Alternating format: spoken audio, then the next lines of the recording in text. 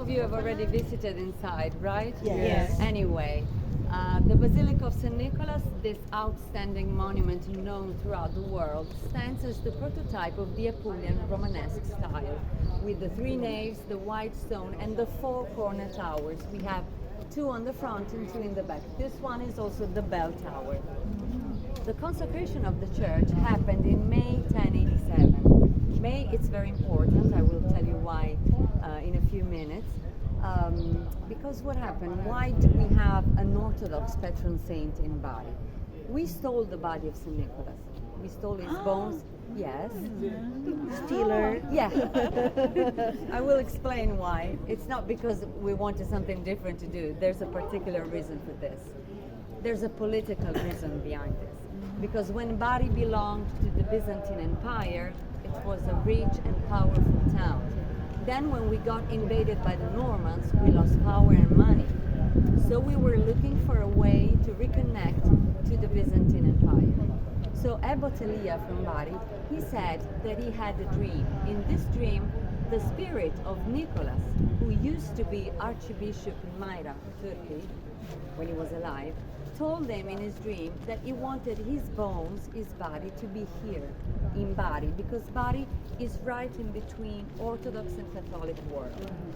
So we will never know if he actually had this dream or not, but it was a good way to reconnect Bari to the Byzantine Empire. So he organized a crusade with 62 sailors.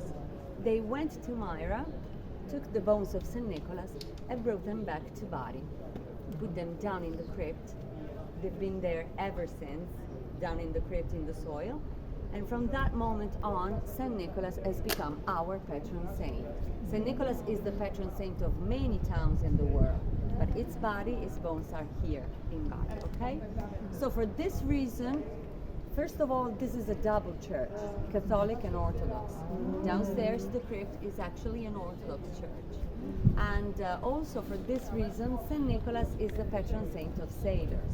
We have near here square 62 sailors, named after the sailors that went to take his body. St. Nicholas is also the patron saint of girls looking for a husband and children. Oh, excuse me, I'll stay here. I'll stay here. I'll tell you what to do. Yes, please.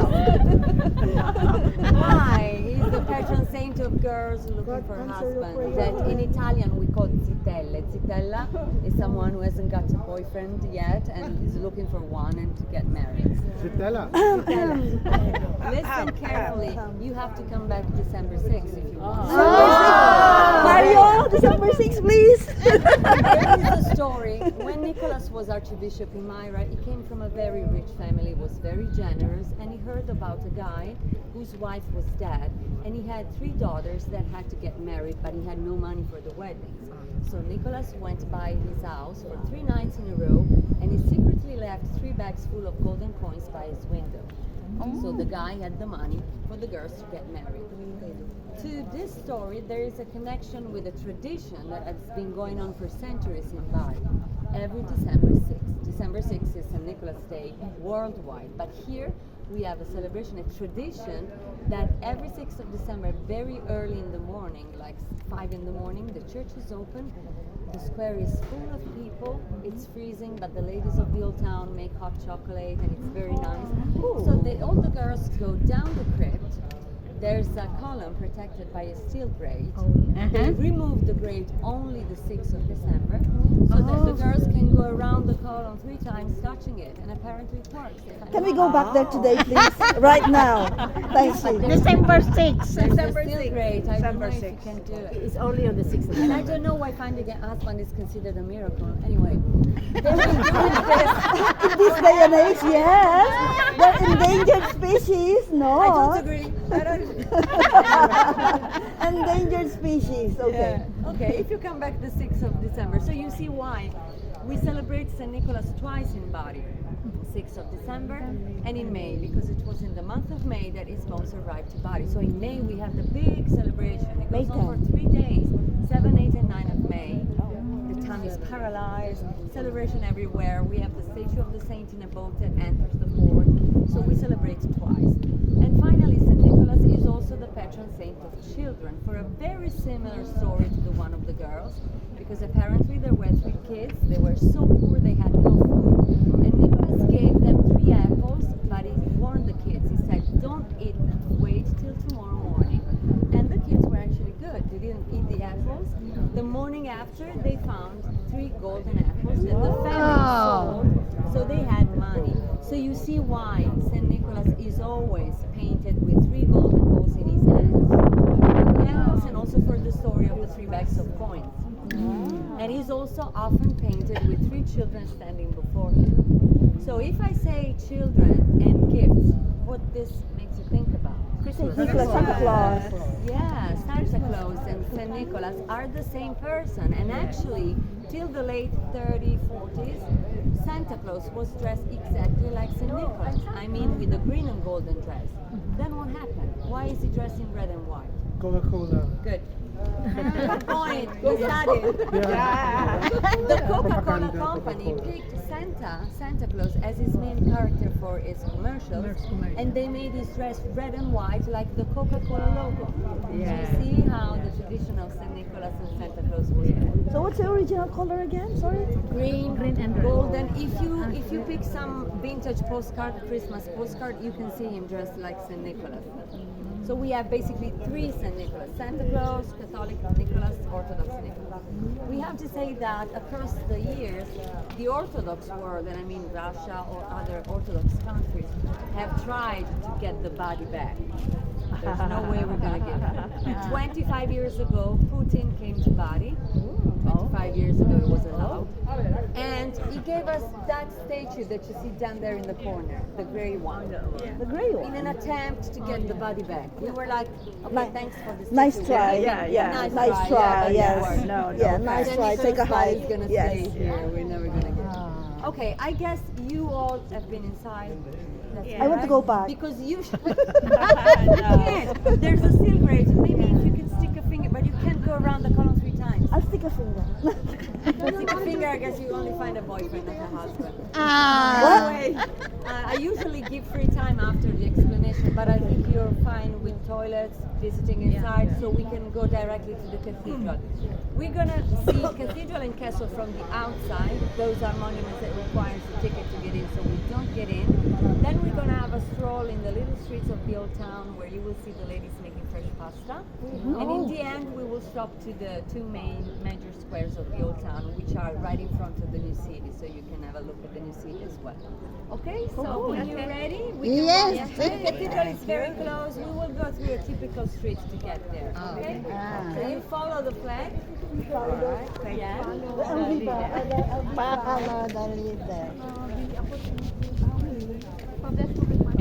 Green and gold. Basang-basa.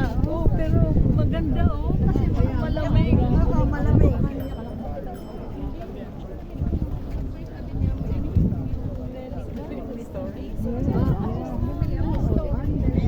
Ganyan ang story.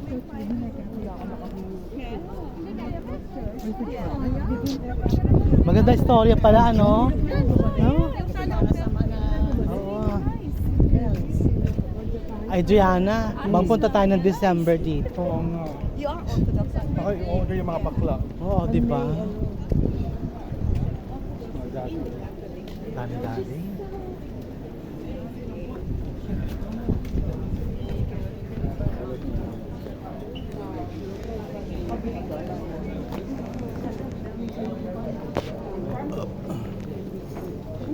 Ito ang locals nila.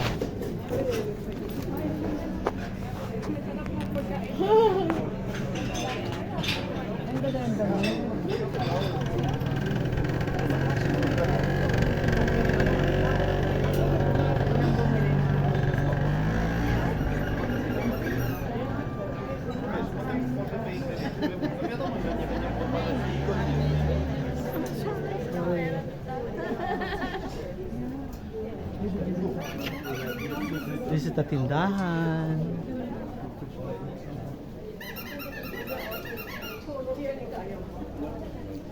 Ito ang mga bag. Parang may dadaan na bicycle. Ay, di pala. Handmade cottage.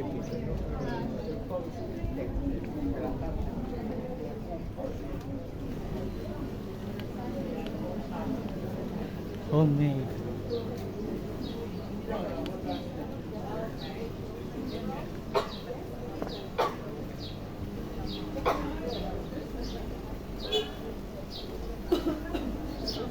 Make sure. Closing the tail. Ayan na. Video na siya.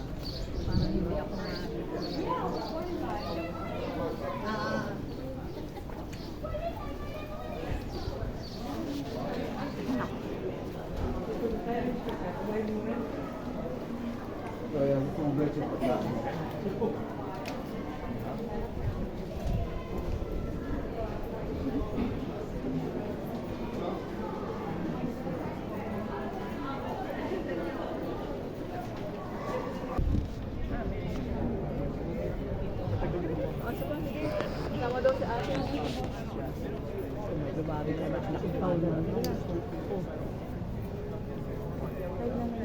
Ayan. Gusto niyo pa? Ay, kita naman ang ano na yun. Yung balon ba yan? May isa na siya. Oh, may nawala na naman. Mario. Attention! Attention Scusami se abbiamo invaso l'ingresso. Okay, so here we are in the name of this square is pretty difficult. It's called Odegitria Square. It's written there, Piazza dell'Odegitria. It's a Greek word and it's referring to the Madonna dell'Odegitria. Odegitria means pointing the finger to the sky. And it is referring to the painting of the Madonna on the walls in front of you. Oh, that one. That one. She's standing with Jesus and her hand like this, pointing to the church that points itself to the sky. So this is why the name of the square. You know, it is very rare to find two big important churches so close one to the other in the same town. This happens because Bari already had a patron saint before St. Nicholas arrived here, okay? And our patron saint was San Sabino, to whom this church is dedicated. He was from Bari, near Bari actually, Canosa. He was Catholic, so St. Nicholas was Turkish Orthodox. So let's say that in the heart of people living in the old town, this is the real patron saint, and the cathedral is still today the main church. This happens because in the old town, they have a very different kind of living. They're very rooted into tradition. Just to give you an example, the new city is one street away from here. But if someone living in the old town has to go to the new city for no matter what reason, they will say, I'm going to Bari. Like if it was another town, okay? We actually feel the same, like, but they keep the distance only because I told you, they have an old-fashioned kind of living. When a baby born in the old town, they never know if they're gonna call him Nicola or Sabino. If they can't make up their mind, the three other common names are gonna be Vito, Michele, or Giuseppe. So to make everyone happy, they put both statues on the main door. So you have the statue of San Sabino on the right and the statue of San Nicholas on the left. Okay? This church, as I told you, was previous. St. Nicholas Church is 1087. This one is from 1034, even though documents prove that Bari already had a cathedral back in the 5th century. As you can see, the style is very similar to St. Nicholas Church. Same white stone, three naves, but here the facade is much more decorated because of the Baroque influences. I always say, but this is my personal taste, that if the Basilica had this facade, it would be perfection. Because the Basilica from the outside is very basic, but inside is very rich, as you've seen. Here is the opposite. Let's say that the facade is super decorated and inside is more plain, okay? We don't have the square towers, but there's a beautiful bell tower that you can't see from here. You're gonna see it. I will stop at the end of the road going to the castle. You can spot the bell tower. It's really beautiful, but it is a reproduction because during the 50s we had a massive earthquake and the bell tower of the original one was destroyed. They rebuilt it identical to the original one, okay? So now we walk to the castle. I will stop at the end of the street. You can turn back and spot the bell tower. Okay? Can we take? Ah, yes. Oh, that one. Asan ang bell tower? Ayun o.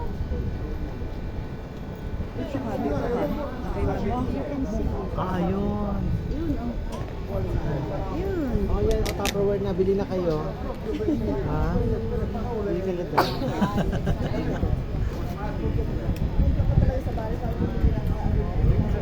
Here we are. Usually when I say we're going to the castle, tourists and people from other countries, they think about King Arthur Castle or castle from fairy tales. Yeah. Actually, this is a fort that was built to protect the town from the enemy's attack. Right behind the castle, we have the port. So back in the days in the moat, there was a sea.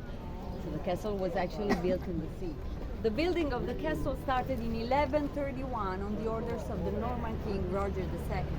But soon after, people from Bari destroyed the castle because they were intolerant to the Norman rules. That's the reason why the Norman king William the Bad, and he was really bad, razed the city to the ground. Only a few churches were spared. But you know, karma exists is something. So William the Bad had a son who was called William the Good. So William the Good started the rebuilding of the town, just like the rebuilding of the castle. That was ended in 1233 by Frederick II. Across the centuries, many important dynasties and families have lived in the castle, like Maria Sforza. This happened when the castle was connected to the Duchy of Naples. Then from 1501 to 1524, the Duchess Isabel of Aragon held their glittering court here. And when she died, the castle passed into the hands of a daughter, Bona Sforza. She was also Queen of Poland. But when Bona Sforza died, no one lived in the castle. That has been used as a prison for more than 3 centuries.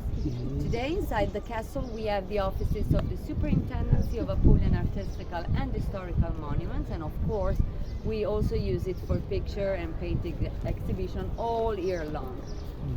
Okay, something that maybe you have noticed about the houses of the old town, they are all built on 3 floors. You see, they're all 3-floor houses. This happens because houses are built vertically. So each house has got first floor kitchen or dining room, sitting room, then second and third floor can be bedroom or bathroom or toilet.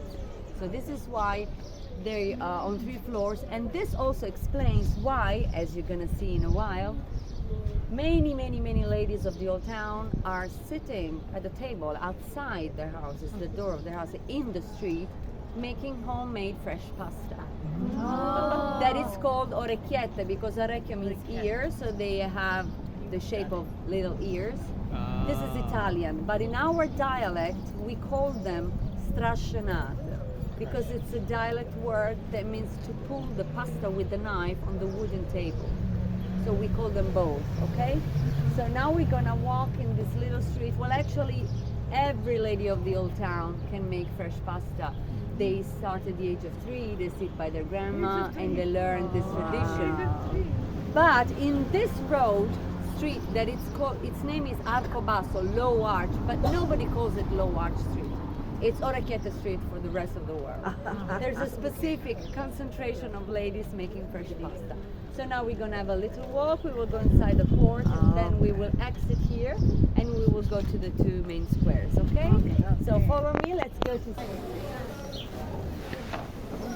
Buongiorno.